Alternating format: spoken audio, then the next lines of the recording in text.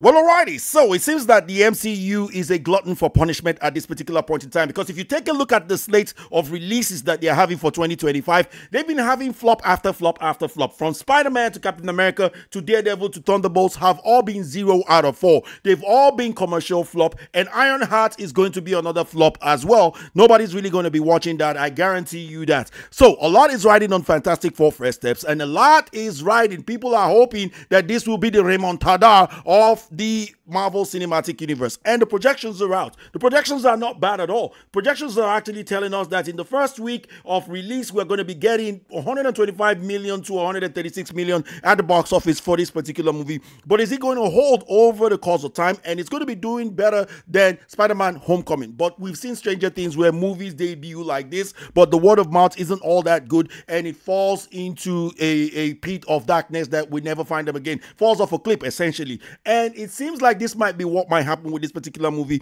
with all of the rumors that has been surrounding this movie, because people have been talking about this movie from the test screening that it's a meh type of movie, to the fact that the actors who are playing certain characters in this movie are beating down the original characters and the way that they were depicted from the 60s, the 70s, and the 80s and thereabouts. And now we are now having the rumor that this movie is not going to be about the Fantastic Four team as we know them, being led by Reed Richards, a straight white male. That no, we can't have that in today's day and age. This rumor that it's going to be led by Sue Storm, and this movie is going to be all about Sue Storm, is actually now coming to pass. 2 years ago, we heard this rumor. Sue Storm is rumored to be the MCU's reboot lead character, as it were. And at that period in time, there was a lot of turmoil surrounding this particular movie. The original director decided to leave. Another director decided to take over, probably because they had disagreements on creative differences. That's my opinion. I don't really know, but I'm thinking that they had disagreement over creative differences, and those creative differences might be actually the one positive sign that this movie web or this particular article is referring to as a positive sign, because the people that actually own this site, themovieweb.com, yeah, they always support woke agendas in movies. So they said one positive sign is that the current plan is supposedly for Sue Storm, aka Invisible Woman, to be Fantastic Four's lead character and primary focus. We previously heard Marvel Studio wishes to build the team around whoever is a cast as Sue. Perhaps no great surprise when she's actually the most powerful of the four. Now, if this is the case, if this is the criteria for choosing a leader of a team, well, then the Incredible Hulk should have been the leader of the Avengers, because he's the most powerful character. Actually, now that I think about it, he's not the most powerful character. Thor is the most powerful character, so he should have been the leader. When it comes to the MCU, Incredible Hulk, well, he wasn't incredible at all. The Incredible Hulk from the MCU was not so badly. He's more likely to be smashing TED Talks than actually smashing any villain or anything notable in the superhero world. That's how bad he was. And now, seems like the mistake that the MCU has been doing from Phase 4 upwards, where they turned the MCU into the MCU, is now continuing into Fantastic Four, the first step, because we've seen how they've changed the character of Norrin Radd and replaced the character with Shalabal as the Silver Surfer instead of the Silver Surfer. And now we are also seeing that they are replacing Reed Richards with Sue Storm. Actually, because recently the producer of this movie, Grant Curtis, was talking to Collider, and in this particular article, which they did down in the article, he actually expressed the reality of how they wanted to portray Sue Storm in this movie. Now, Fantastic Four first step sneak peek, a sci-fi epic inspired by Kubrick, Star Trek of all things, and even Raimi's Spider-Man. Yeah, when you actually go deep down in this particular article, you come down to here where they actually put it there. We are getting the Sue Storm that we actually deserve. And according to the character, they said the live action version of Sue Storm wasn't exactly a win for women, so they continue with the bashing of how this character was portrayed in the past.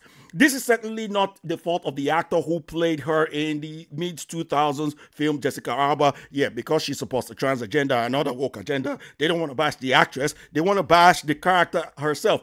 but more a byproduct of the male-gazing era of filmmaking. So they've decided to upgrade this character into essentially what we would call a girl boss or a Mary Sue at this particular point in time. And even Vernice Kirby actually confirms this, saying that Suestorm herself, Kirby, spoke to Collider about balancing Suestorm as a member of this family, as a wife, a sister, friend, and a mother, as well as being a strong force on her own. She acknowledges that the earlier comics were very much a product of their time, remembering laughing with Pedro when seeing an early comic that shows Reed placating Sue's complaining by buying her a new dress. But you don't know the context of what happened there. You just assume that, oh yeah, I read this part of the comic and I just felt like, ew, that is so anti-feminist. It's so patriarchal. We can't be having a superhero that is just depicted as the good wife, you know, because that is so anti-feminist movement and anti-feminist agenda these days.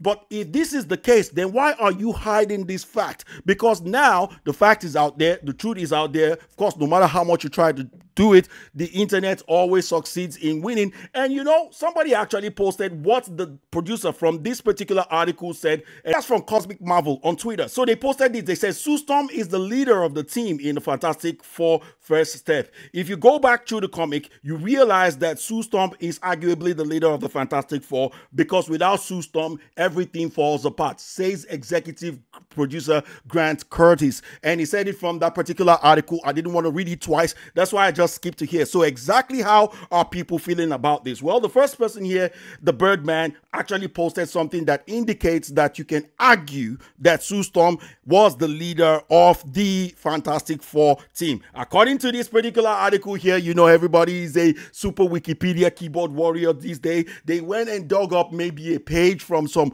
woke, you know, comic book, more recent comic book, where they started trying to depict Suestorm as more of a leadership character than she was before being the heart of the team, because it's just not enough for a female character to be the heart of the team. No, the female character has to be the heart of the team, the front of the team, the super leader of the team, the everything of the team, essentially a girl boss. So he posted this where they said in the comic book character in more recent times, right, that Sue Richards, Invisible Woman, leader of the Fantastic Four, mother of two, one of the smartest, coolest people Jen knows, right? Circle that so that people know, yeah, it said so in the comic. Well, never you argue when they make Black Panther a white person in the MCU. Never, ever. I don't want to hear it. If you ever make that argument, I'm going to tell you, yeah, they make Black Panther white in the comic books. And it's something that I'm not really for, actually. I don't care if they even want to make him a villain. I'm not really for you taking characters that were created originally as a certain race and then race swapping them for your own agenda. I'm not really buying into that. But if you are supporting this, I don't want to hear it when that happens. If the race swapping for a black character into a white character happens, I do not want to hear it. Now, exactly this is how people are feeling about this. One person said, was already skipping this because I'm tired of Pedro. You and me both, mister. You and me both. But I will even skip the streams of this. I'm bored. Maybe Superman will be okay. And I'll talk about Superman in a little bit, because there's a poll out there that is showing what people think or which of these superhero movies will do better in July. Now, being the heart of the group isn't always the leader. They don't understand. They just want a girl boss, you know. They just want a girl boss. Exactly. My point exactly. Being the heart of the group does not make you the leader. The leader is the person that makes decisions. It's a decision maker. And sometimes the conflict is always between the leader and some of the followers. And it's good to have somebody who knows how to resolve the conflict. Because you know how to resolve the conflict and you're the heart of the team does not make you the leader, because you're not the one making the decisions of what the team should do in how to go forward. In any case, you guys, another person says, go woke, go broke. Essentially, the cliche is a cliche for a reason. Another person says she's the heart, not the leader. There is a difference, right? Another person said, unless you actually read the comics, right? I don't know what they're trying to say there. Pedro does seem like the type that loves to be led. And yes, it is something that he actually acknowledged in this article right here, where he said, I love being led in a way. What you may identify as generosity, for me, it just isn't. I'm only inspired by, I guess, just powerful women have been the thing that has gotten me money through being alive. So essentially, he's admitting, hey, I love being a beta male. Essentially, that's why probably 3 actors that were rumored to have, like, you know, turned down this role, turned it down because they knew they were going to be turning Reed Richards into a beta male. And Pedro Pascal said, hey, hand it over to me, man. Beta male all day and twice on Sunday. Right? That's exactly what's happening. So this is how people are feeling. More here. Somebody said, you said it yourself. Suestorm is arguably the leader. If you have to argue for it, it's not a given. Exactly. My point exactly. So you get to see a whole lot of people unhappy about this. And even there is this accumulator out there. There's this, a website out there that actually throws out a lot of poll regarding movies. It's not an echo chamber by any means. That actually asks people, how strong is your BO? Highest grossing movie worldwide this July. What do you think? Jurassic Park comes first. Jurassic World Rebirth says 46%, 46.2%. This is how people are feeling. Second comes in with Superman with 40.9%. So a whole lot more people think Superman will do better. Fantastic Four is 12.9%. So this is not spelling something good. And this particular, estimator is from how many people?